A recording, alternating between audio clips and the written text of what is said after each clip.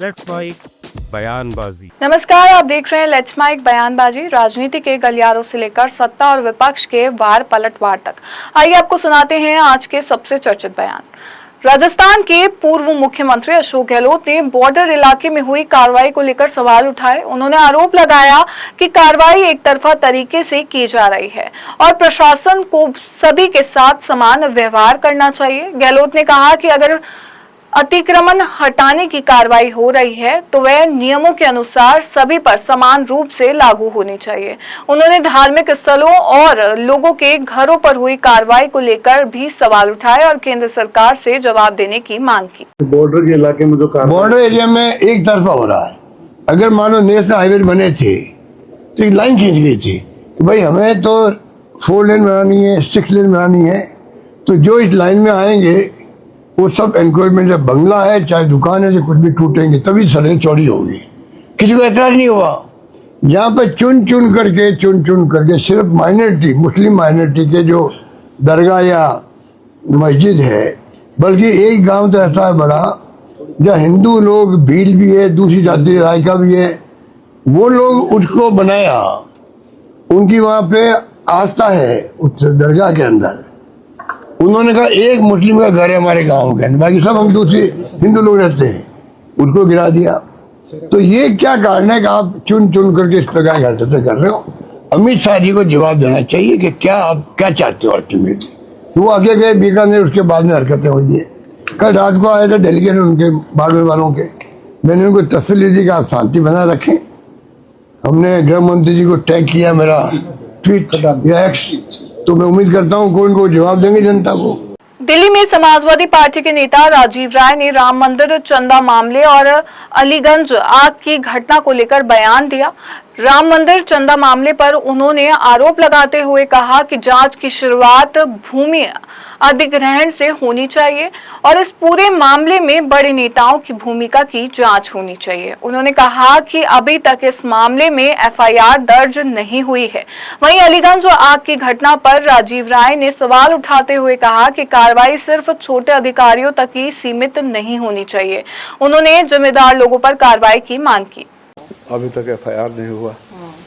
अभी तक मैं पहले दिन से बोल रहा हूँ कि छोटे छोटे लोगों को फंसाकर अपना साफ कर लेंगे। इसकी अगर जांच की शुरुआत करनी है राम मंदिर में चोरी का, तो अगर चंदा चोरी का शुरू के दिनों को भूल जाओ तो भूमि अधिग्रहण से शुरू करो। भूमि अधिग्रहण से शुरू करो। भगवान राम के नाम पर जितनी लूट मची है, जितना लूट आप लोगों ने मचवाया है, सारे भारतीय जनता पार्टी के नेता उसको लपेटे में आएंगे। 10 साल बाद उनको ये ख्याल आया, जो सैंक्शन किए हैं उनके ऊपर कोई कार्रवाई होगी, या वो फायर ब्रिगेड के छोटे से अधिकारी जैसे लोगों को सस्पेंड करके लिपापोती कर दें, या जितना वसूली हो गया वसूली करके उनको परमिशन दिया गया है वो वापस होगा, जो जाने चली गई वो वापस होगा। देखना इसमें भी कुछ नहीं होगा, लिख के रख लो, कुछ नहीं होगा। मैं हमारे यहाँ फर्जी अस्पतालों का, फर्जी नर्सिंग होमों का, मैं जो कल उप मुख्यमंत्री रो रहे थे उनसे जाकर मैंने व्यक्तिगत रूप से, कि आपके लोग कहते हैं कि आप संरक्षण देते हैं और ये लिस्ट रही, ये अस्पताल में सरकारी डॉक्टर बैठते हैं और ये फर्जी अस्पताल चल रहे हैं। उस आदमी ने मेरे लेटर का इस्तेमाल किया कलेक्शन के लिए।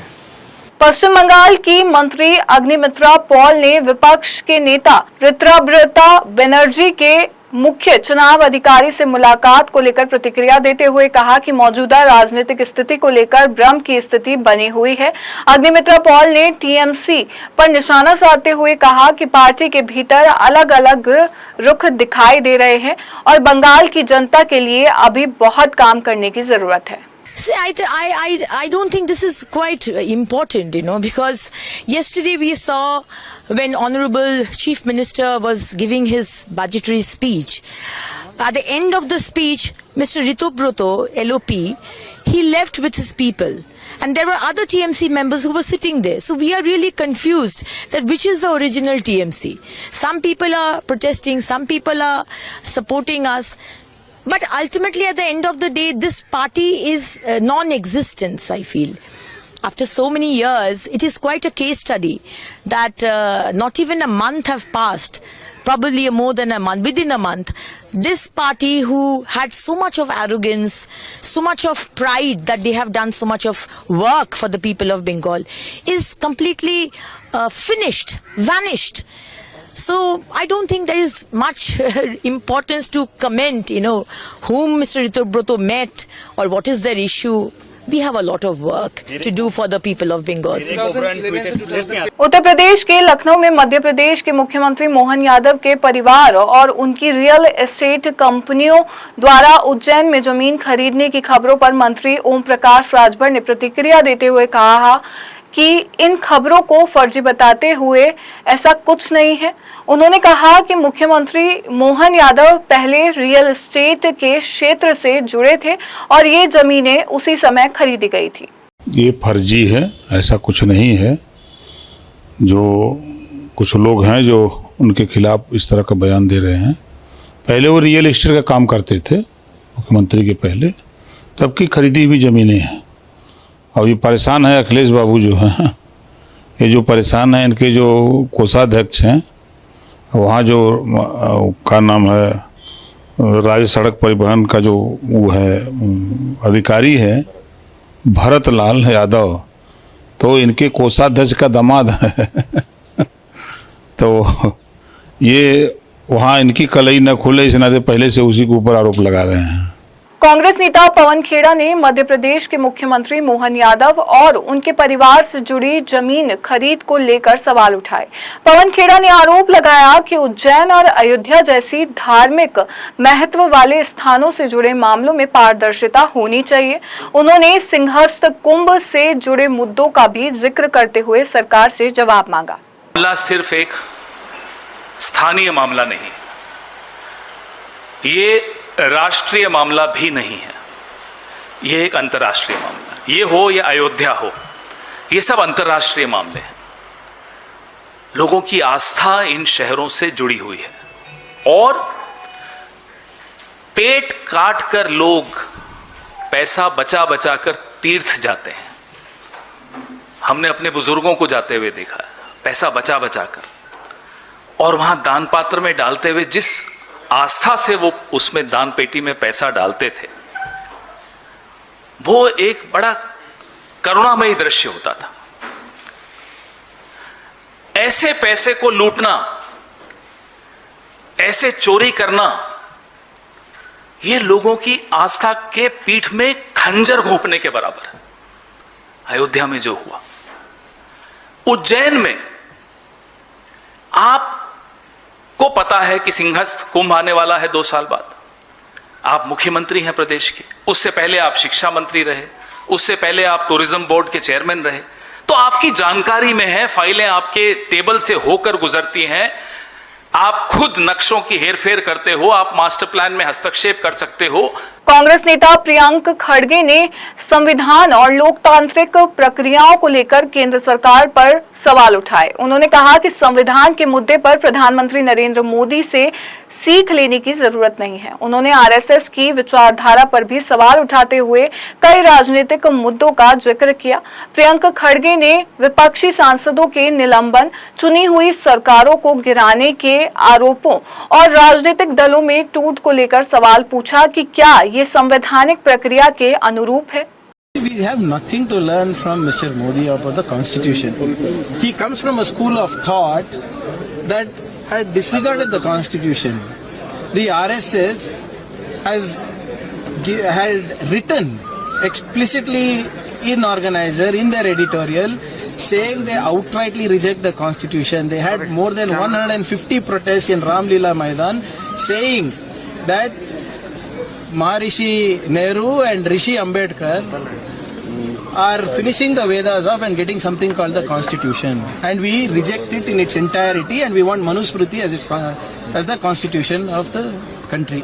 Do you think we have to learn anything from Mr. Modi on about the Constitution? We see how the way the Parliament is functioning.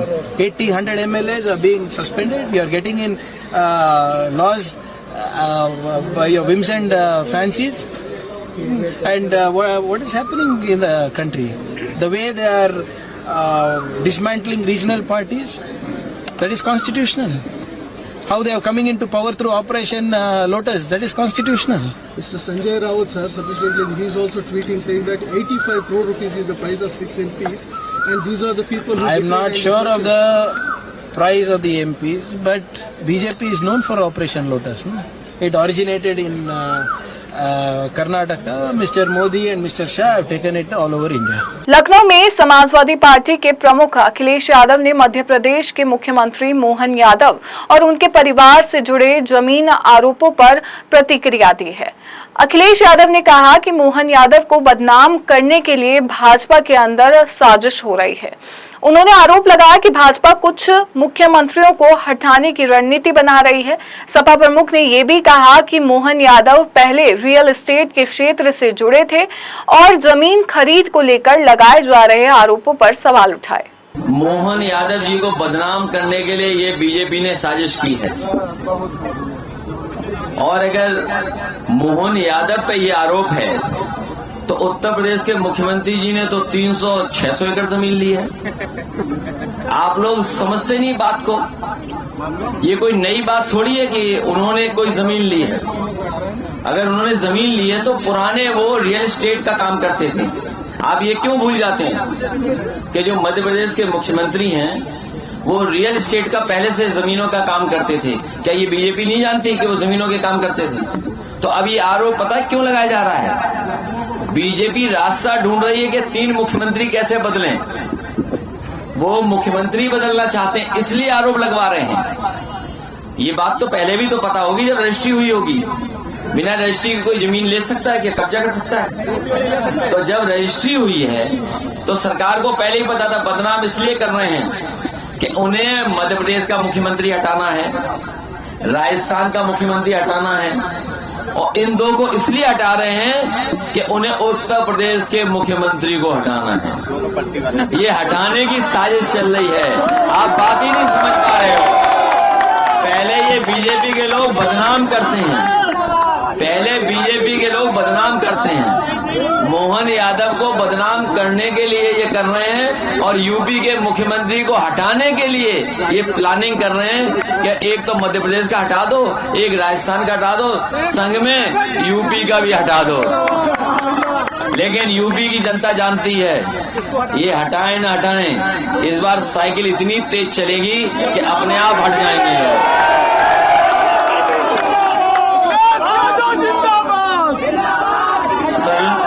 और सरोजनी नगर के लोगों ने बहुत दिनों से साइकिल नहीं चलाई है।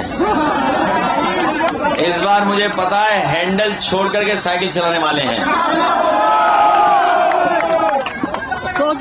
भैया, जो अच्छी साइकिल चलाता है वही हैंडल छोड़ के चला सकता है। फिलहाल लेट्स माइक बयानबाजी में बस इतना ही। आप बने रहिए लेट्स माइक के साथ। नमस्कार। आप सुन रहे थे let's mike more than radio. Follow कीजिए हमें हमारे सोशल मीडिया प्लेटफॉर्म्स पर। It's time for news. It's time for more than radio. Presenting the first radio news app, Let's Mic. Let's Mic, a news-based app on your phone where you get to watch and listen news, talk shows, interviews, radio show podcasts. On Let's Mic, you get all relevant information of TV, print, radio, podcast, and digital. Let's Mic talks about every segment of life.